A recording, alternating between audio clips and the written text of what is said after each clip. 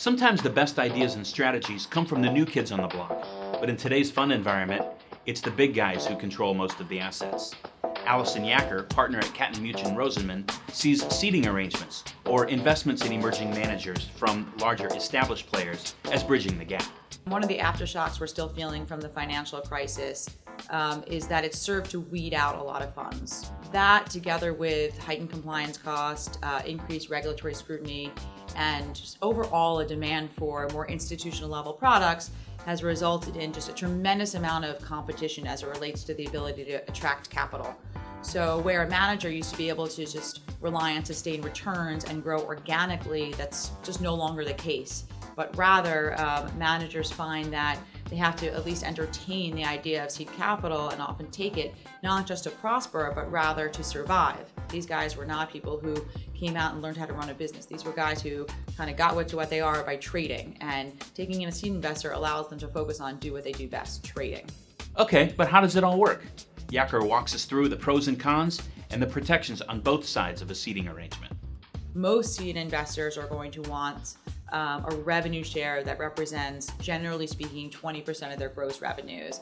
And in more boilerplate terms, what that means is 20% of the management fees and incentive fees or allocations to which the manager is entitled across all products. So the manager has to be willing to give up those economics. They also, to a large extent, have to consider the fact that at some level they're giving up some degree of control. Maybe not day-to-day control, but they have sort of joined forces with someone and entered into what I like to think of as not just a seeding arrangement, but a strategic partnership. The pros, as I call them, generally speaking, can be thought to far outweigh, those cons if you think of them that way.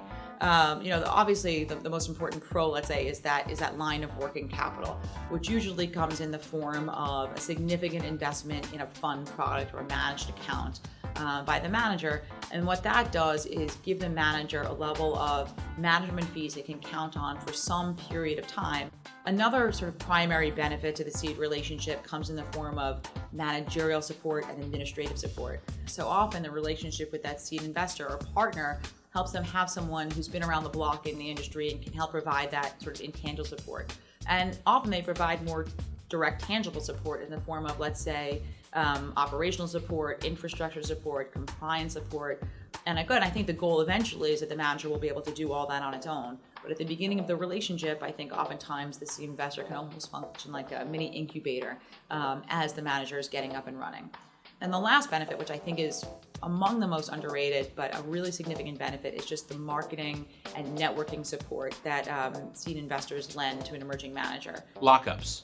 An emerging manager needs the certainty that a seeding arrangement will stick around long enough to work. Yacker says a typical lockup period is 24 to 36 months, but she identifies 3 triggers that could end the relationship early. One of the most important aspects to the seed investment in the fund, again, is and what the driver is the need for working capital. So obviously the manager has a vested interest in knowing that capital is locked up for some period of time. And that gets negotiated. It's generally between 24 and 36 months, and to some extent the lockup period is a derivative of what the strategy is. That is to say, though, there are break events that the seed investor will argue for so as to be able to get out of that commitment period without penalty. And those are all drivers necessary to protect their economic investment. It makes sense.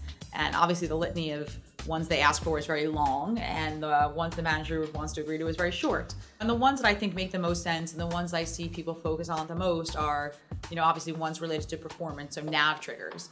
And again, those have all permutation shapes and sizes. I rarely see ones that are monthly or quarterly tested anymore, but I do see, annual, rolling 12 months, peak to trough, general drawdown triggers. Again, signifiers to the seed investor that just something's going wrong.